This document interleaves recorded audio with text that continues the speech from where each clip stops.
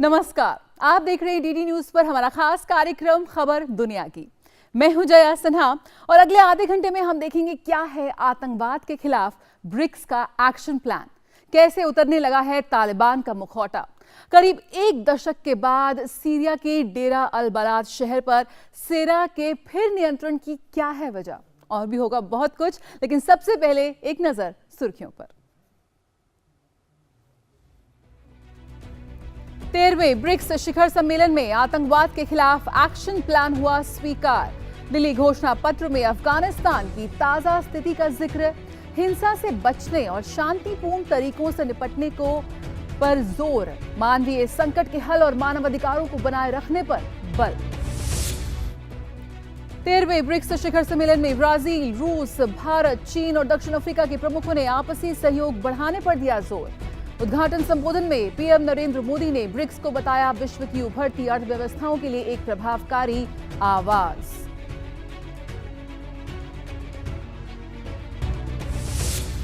BRICS की बैठक में रूस के राष्ट्रपति पुतिन ने उठाया अफगानिस्तान का मसला।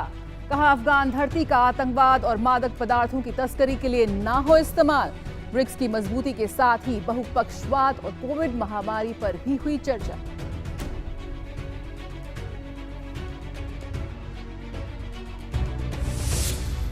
सरकार गठन के बाद दिखने लगा है तालिबान का असली रंग। विरोध प्रदर्शनों पर शिकंजा कसने की तैयारी। गृह मंत्रालय का नया फरमान, विरोध प्रदर्शन से पहले लेनी होगी अनुमति।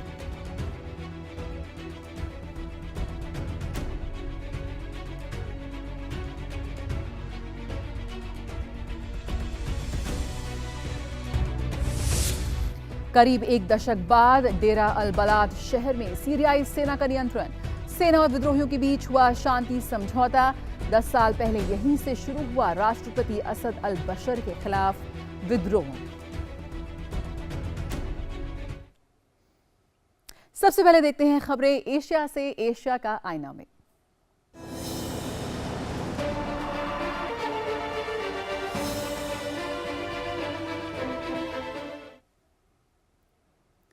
प्रधानमंत्री नरेंद्र मोदी ने आज वर्चुअल फॉर्मेट में 13वें ब्रिक्स शिखर सम्मेलन की अध्यक्षता की। इस बार शिखर सम्मेलन का विषय इंट्रा ब्रिक्स निरंतरता, एकजुटता और सहमति के लिए सहयोग था। इस कार्यक्रम में भारत के अलावा चीन, रूस, ब्राजील और दक्षिण अफ्रीका शामिल हुआ। रूसी राष्ट्रपति व्लादिमीर पुतिन ने अफगानिस्तान संकट का मुद्दा उठाया और कहा कि अफगान धरती का इस्तेमाल आतंकवाद और मादक पदार्थों की तस्करी के लिए ना हो। Your Excellencies, राष्ट्रपति पुतिन, राष्ट्रपति शी, राष्ट्रपति रामाफोसा, राष्ट्रपति बोल्सोनारो, नमस्कार। दुनिया के 5 बड़े देशों के संगठन ब्रिक्स के प्रमुख गुरुवार को जब अपने 13वें शिखर सम्मेलन के लिए वीडियो कॉन्फ्रेंसिंग के जरिए मिले तो उनके एजेंडे में था ब्रिक्स देशों के बीच सहयोग बढ़ाना और महामारी के दौर में दुनिया के लोगों और अर्थव्यवस्था को मजबूत करना। इस साल शिखर सम्मेलन की थीम है निरंतरता, एकीकरण और आम सहमति के लिए अंतर ब्रिक्स सहयोग।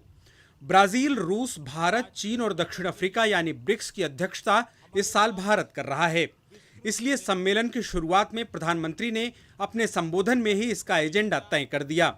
प्रधानमंत्री ने कहा कि हमने काफी कुछ किया है, लेकिन इससे संतुष्ट न होकर ये सुनिश्चित करना है कि ब्रिक्स अगले 15 वर्षों में और परिणामदायी हो। ब्रिक्स ने new development bank, contingency reserve arrangement और एनर्जी रिसर्च कोऑपरेशन प्लेटफॉर्म जैसी मजबूत संस्थाओं का सृजन किया है।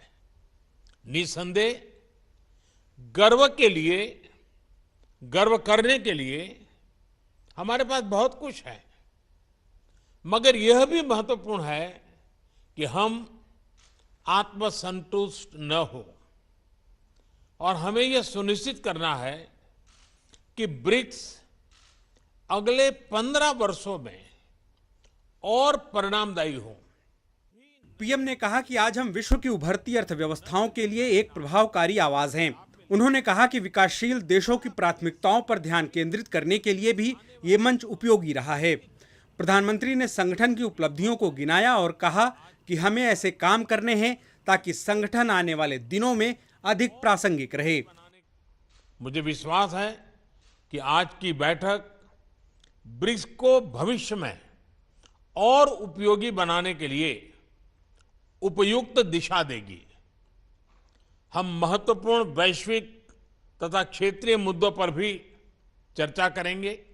बैठक में ब्राजील के राष्ट्रपति जायर बोल्सोनारो, रूस के राष्ट्रपति व्लादिमीर पुतिन, चीन के राष्ट्रपति शी जिनपिंग और दक्षिण अफ्रीका के राष्ट्रपति साइरिल रामाफोसा ने हिस्सा लिया। रूसी राष्ट्रपति पुतिन ने अफगानिस्तान संकट का मुद्दा उठाया और कहा कि अफगान धरती का इस्तेमाल आतंकवाद और मादक पदार्थों की तस्करी के लिए ना हो। रूस चाहता है कि उसके ब्रिक्स पार्टनर अफगानिस्तान में पीस और स्टेबिलिटी को लेकर अपना पक्ष रखें। अमेरिका और इसके सहयोगियों के अफगानिस्तान से जाने से एक नया संकट पैदा हो गया है। यह अभी तक साफ नहीं है कि इससे वैश्विक और क्षेत्रीय सुरक्षा पर कैसा असर होगा। रूस ने हमेशा अफगानिस्तान में शांति स्थापित करने की बात कही है। बाकी नेताओं ने भी अपने संबोधन में ब्रिक्स की मजबूती पर बात की और बहुपक्षवाद, संयुक्त राष्ट्र सुधार और कोविड महामारी पर चर्चा की। We have made solid progress in various areas of cooperation in the spirit of pragmatism, innovation and win-win cooperation, and we have forged ahead on our common journey of development. Our 5 countries have supported multilateralism and taken part in global governance in the spirit of equity, justice and mutual assistance, and we have become an important force on the international stage to be reckoned with. Our cooperation has made progress, especially in the fields of science and technology, energy and healthcare, and above all in efforts to fight the COVID-19 pandemic. Bilateral trade has also expanded, and it is yet another sign of the recovery of our economies and the potential of our relations. Each need to contribute our fair share to the Access COVID-19 Tools Accelerator and also support the proposal made by India and South Africa at the WTO for a waiver of the TRIPS mechanism to ensure a rapid expansion of COVID-19 vaccines production across the world. Bharat ने अध्यक्ष के रूप में अपने कार्यकाल के दौरान 4 प्राथमिक क्षेत्रों का खाका तैयार किया है। इन 4 क्षेत्रों में बहुस्तरीय प्रणाली, आतंकवाद से मुकाबला, सतत विकास लक्ष्यों को प्राप्त करने के लिए डिजिटल और प्रौद्योगिकी उपायों को अपनाना और लोगों के बीच मेल मिलाप बढ़ाना शामिल है। इन सब पर विस्तार से बात हुई। इस साल शिखर सम्मेलन संयोग से ब्रिक्स की 15वीं वर्षगांठ के मौके पर हुई। ये दूसरी बार है जब प्रधानमंत्री मोदी ने ब्रिक्स शिखर सम्मेलन की अध्यक्षता की है। इससे पहले उन्होंने 2016 में गोवा में शिखर सम्मेलन की अध्यक्षता की थी। और अब बात अफगानिस्तान की। अफगानिस्तान में तालिबान की सरकार के गठन के बाद उसका असली रूप धीरे धीरे सामने आने लगा है। पिछले दिनों एक के बाद एक हुए विरोध प्रदर्शनों से घबराया तालिबान अब इसे कुचलने की तैयारी में जुट गया है। तालिबान ने विरोध प्रदर्शन से पहले न्याय मंत्रालय से अनुमति लेने का फरमान जारी किया है। सिर्फ यही समाज के दूसरे वर्ग भी तालिबान के नए आदेश से परेशान हैं। अफगानिस्तान में तालिबान के खिलाफ लोगों का आक्रोश कम होने का नाम नहीं ले रहा। महिलाओं के प्रदर्शनों का सिलसिला लगातार जारी है।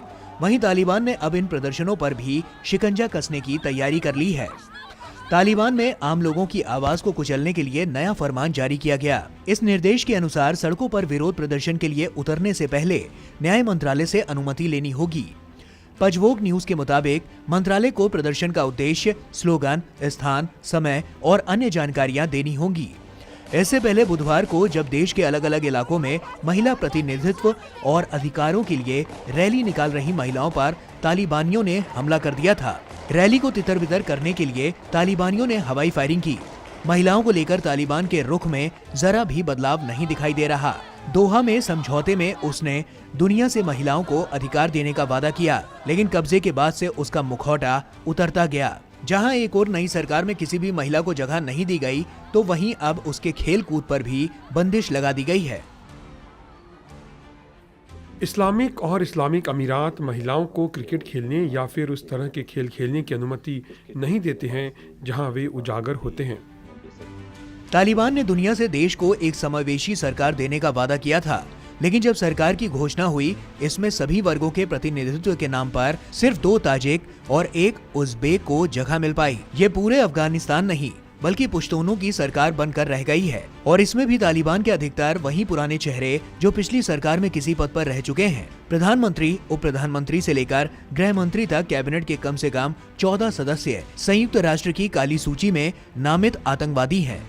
दिलचस्प बात ये रही कि कब्जे के बाद तालिबान सरकार गठन को लेकर जिन अफगान नेताओं और पार्टियों से लगातार बातचीत का दिखावा कर रहे थे, उन्हें भी सरकार से दूर रखा।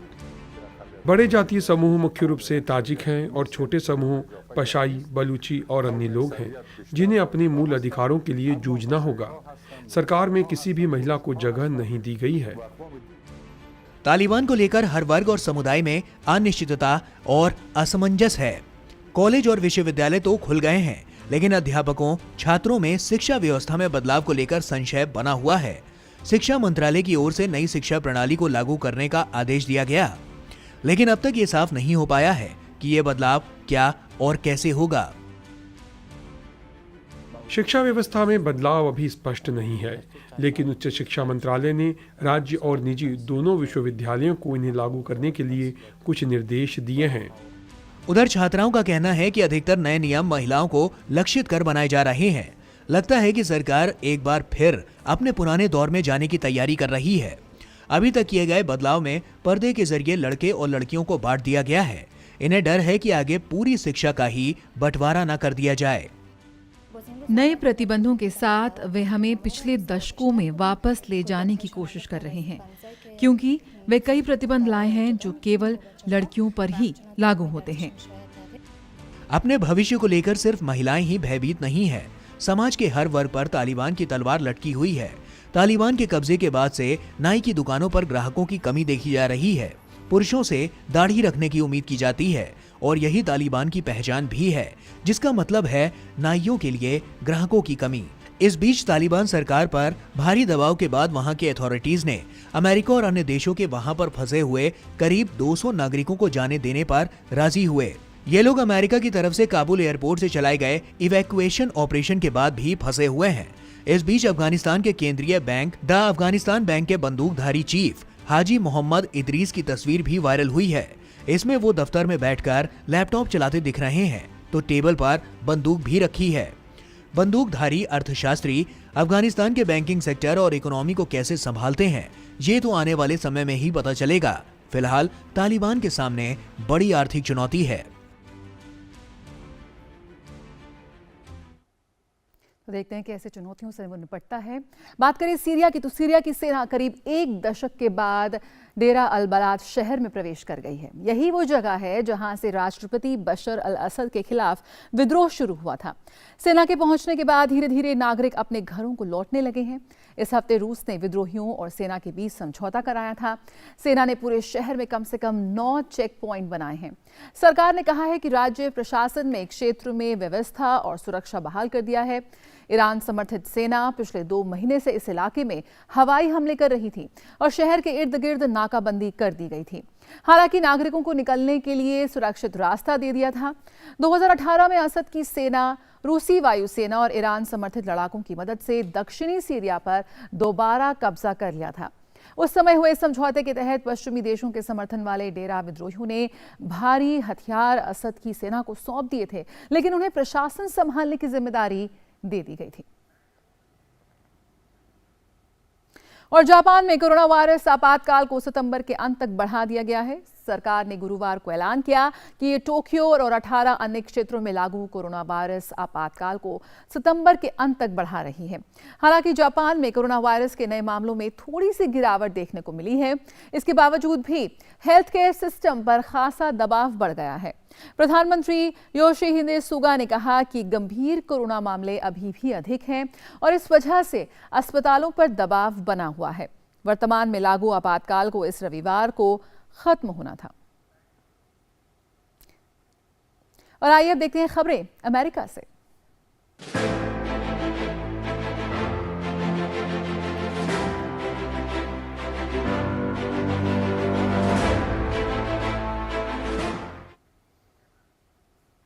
अमेरिकी राष्ट्रपति जो बाइडेन डेल्टा वेरिएंट के प्रसार को रोकने के लिए और संयुक्त राज्य अमेरिका में कोविड-19 टीकाकरण अभियान को बढ़ाने के उद्देश्य से एक 6 सूत्रीय रणनीति पेश करेंगे। कोरोना से सबसे अधिक प्रभावित देशों में अमेरिका अभी भी सबसे आगे है। अमेरिका में कोरोना संक्रमण के कुल मामलों की संख्या 4 करोड़ 13 लाख से अधिक है। अमेरिका में कोरोना के कारण मरने वालों का आंकड़ा 6,71,000 से अधिक है। तो वहीं पिछले 2 हफ्तों में अमेरिका में कोविड-19 से 20,800 से अधिक लोगों की मौत हुई है। 7 अमेरिकी राज्यों अलास्का, जॉर्जिया, हवाई, इडाहो, केंटकी, टेनेसी और वॉशिंगटन में इस महीने अस्पताल में भर्ती मरीजों की संख्या में इजाफा हुआ है। इससे पहले बाइडेन ने कोविड-19 की बूस्टर डोज योजना की घोषणा की थी। उनके मुख्य चिकित्सा सलाहकार एंथनी फॉसी ने कहा कि 20 सितंबर से इस योजना की शुरुआत हो सकती है। अल साल्वाडोर ने क्रिप्टो करेंसी बिटकॉइन को मान्यता दे दी है। बिटकॉइन को आधिकारिक करेंसी बनाने पर वहां प्रदर्शनों की शुरुआत हो गई है। करीब 65 लाख से अधिक लोगों ने सरकार के निर्णय को खारिज कर दिया है और इसके बावजूद राष्ट्रपति बुकेले ने अपने फैसले को सही ठहरा रहे हैं।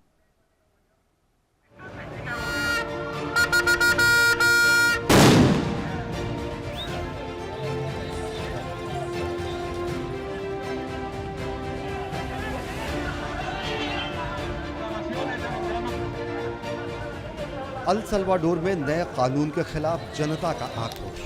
यह आक्रोश है जनता की गाढ़ी कमाई को डूबने से बचाने का। ये प्रदर्शन है सरकार के उस फरमान के खिलाफ जिसकी वजह से यह आशंका है कि गरीबों और मध्यम वर्गीय परिवार की माली हालत बेहद खराब हो सकती है। दरअसल क्रिप्टो करेंसी को देश में मंजूरी मिलने के बाद बिटकॉइन से होने वाले लेन देन में पहले ही दिन तकनीकी दिक्कतों के बाद लोगों का गुस्सा चरम पर पहुंच गया। लोगों का मानना है कि चूंकि क्रिप्टो करेंसी की कीमतें अस्थिर होती हैं, तेजी से ऊपर नीचे होती हैं, यहाँ तक कि इसे संचालित करने के लिए कोई नियामक संस्था भी नहीं है, ऐसे में बिटकॉइन जैसी करेंसी का उपयोग काफी जोखिम भरा हो सकता है। सरकार के फैसले पर सवाल उठाते हुए प्रदर्शनकारियों ने कहा कि बिटकॉइन ऐसी करेंसी है जो असल में है ही नहीं। ये ऐसी मुद्रा है जो गरीबों के बजाय अमीरों का भला करेगी, क्योंकि गरीबों के पास पेट भरने के लिए पैसे नहीं हैं, तो कोई बिटकॉइन में निवेश कैसे करेगा। यह कानून जो बिना विचार विमर्श किए आया है, यह आम लोगों के हितों पर विचार नहीं करता। यह एक ऐसा कानून है जो पर्याप्त तकनीकी बुनियादी ढांचे के बिना लागू किया गया है। यह ऐसा कानून है जो हमें अस्थिर मुद्रा का उपयोग करने के लिए बाध्य करता है। इससे जुड़े कई जोखिम हैं। हम लोगों के साथ हैं, इसलिए हम बिटकॉइन को ना कहते हैं। हमारे कर के पैसे का उपयोग बिटकॉइन एटीएम स्थापित करने के लिए किया जा रहा है। इस फैसले से मजदूर वर्ग का बेहद नुकसान होगा और ये सिर्फ राष्ट्रपति की कंपनी को ही मालामाल करेगी। इससे पहले संसद में राष्ट्रपति के प्रस्ताव पर बिटकॉइन को 62 की तुलना में 84 वोटों से मंजूरी दी गई। मंजूरी मिलने के बाद बिटकॉइन को वैध मुद्रा बनाने का कानून 90 दिनों में लागू करना होगा। राष्ट्रपति बुकेले ने अपने कदम को सही ठहराते हुए कहा कि इस निर्णय से लोगों के लिए वित्तीय लेन देन और आसान हो जाएगा। सल्वाडोर के पास एक ऐप होगा जहां वे बिटकॉइन प्राप्त कर सकते हैं। व्यवसाय, उद्यमी, स्वतंत्र व्यापार मालिक वगैरह सभी लोग आसानी से उसका उपयोग कर पाएंगे। सरकार अपने फैसले को बढ़ावा देने के लिए देश भर में 200 से ज्यादा बिटकॉइन एटीएम लगा रही है। एटीएम के सामने सुरक्षा बलों को तैनात किया गया है ताकि प्रदर्शनकारी तोड़फोड़ न कर सकें। अल सल्वाडोर में हाल ही में एक ओपिनियन पोल में ये सामने आया था कि देश के 65 लाख से अधिक लोगों ने सरकार के इस निर्णय को खारिज करते हुए यूएस डॉलर के इस्तेमाल पर मुहर लगाई। 2001 में अल सल्वाडोर ने अपनी करेंसी कोलोन को खत्म करते हुए उसकी जगह अमेरिकी डॉलर को अपनाया था। हालांकि सरकार का तर्क है कि विदेशों में काम कर रहे अल सल्वाडोर के लोग बड़ी तादाद में करेंसी अपने घर भेजते हैं, जिसके लिए वे 40 करोड़ डॉलर कमीशन के तौर पर खर्च करते हैं। बिटकॉइन को आधिकारिक करेंसी का दर्जा देने से ये राशि बच जाएगी। आंकड़ों के मुताबिक 2019 में लोगों ने विदेशों से कुल 6 अरब डॉलर यानी सकल घरेलू उत्पाद का करीब 23% हिस्सा विदेशी मुद्रा के रूप में अपने देश में भेजा था। और ब्राजील के राष्ट्रपति जेयर बोल्सोनारो अपने विरोधियों पर हमला बोलने से नहीं चूकते। कोरोना से देश में मचे हाहाकार के बाद गिरी लोकप्रियता से घबराए बोल्सोनारो ने स्वतंत्रता दिवस के अवसर पर अपने विरोधियों और सुप्रीम कोर्ट पर निशाना साधा। अपने समर्थकों की बुलाई गई एक रैली में उन्होंने एक बार फिर शीर्ष न्यायालय के न्यायाधीशों पर सवाल खड़े किए। सुप्रीम कोर्ट ने उनके बयान का संज्ञान लेते हुए उन्हें कड़ी चेतावनी दी।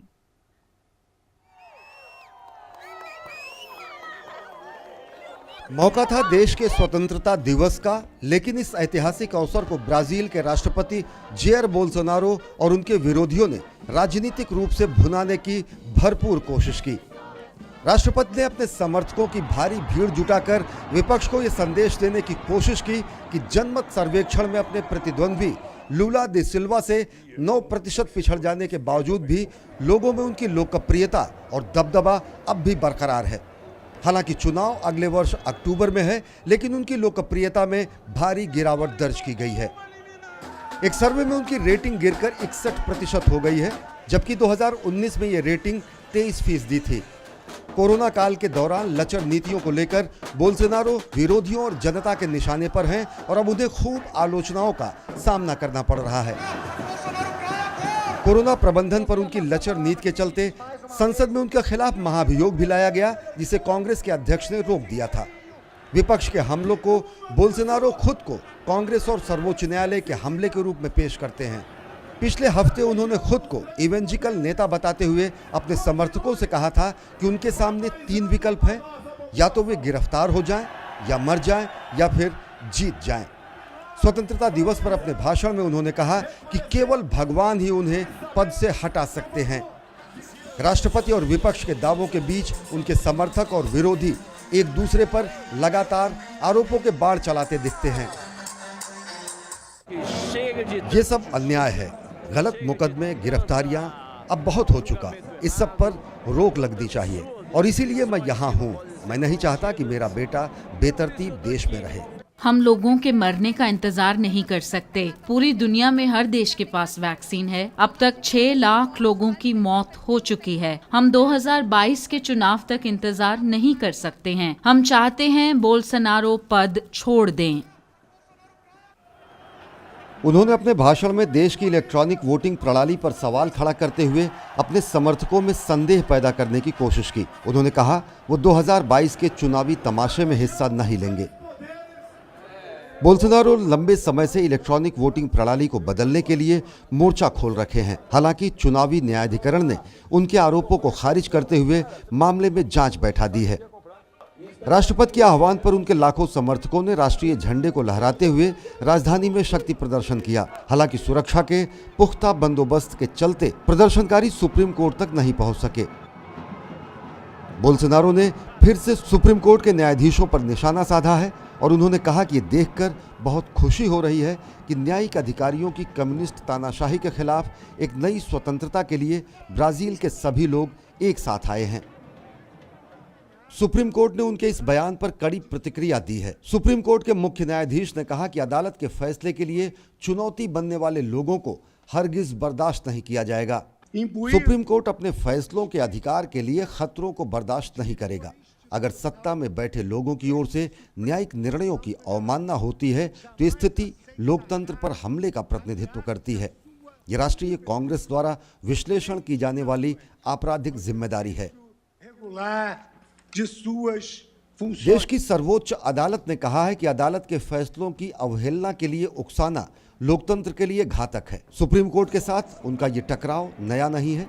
इससे पहले शीर्ष न्यायालय और राष्ट्रपति बोल्सोनारो कई बार आमने सामने आ चुके हैं। सुप्रीम कोर्ट ने बोल्सोनारो के खिलाफ 2 मामलों में जांच के आदेश भी दिए हैं। और आइए बात करते हैं विश्व संस्कृति की।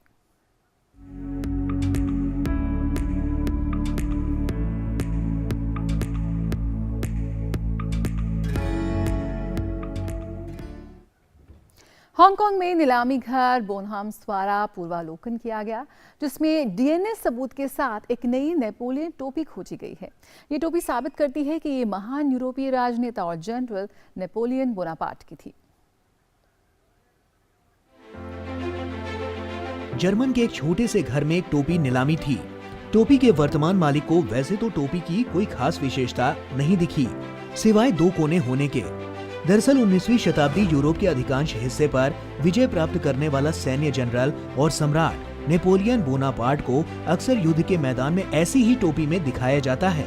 बस इसी इत्तेफाक ने इस टोपी को खास बना दिया।